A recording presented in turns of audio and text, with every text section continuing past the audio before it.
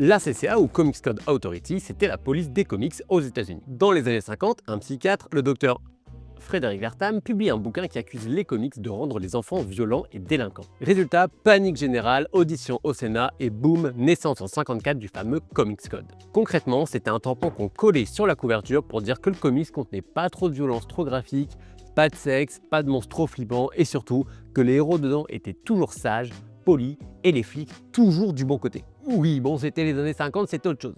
Bref, pendant des décennies, la créativité des auteurs a été corsetée par cette censure. Plus de vampires, plus de zombies, plus de crimes impunis, on frôlait le club Mickey carrément. Sauf que voilà, les éditeurs n'ont pas dit leur dernier mot. Certains ont contourné le problème en créant des super-héros plus psychologiques, en jouant sur la science-fiction et en publiant hors du code. Et petit à petit, surtout dans les années 70, les règles se sont assouplies, au point que Marvel a fini par publier Spider-Man sans le tampon et que personne n'a bronché. Résultat, dans les années 2000, plus personne n'en voulait. Et en 2011, DC et Archie Comics, les deux derniers à l'utiliser en gros, l'ont enterré une bonne fois pour toutes.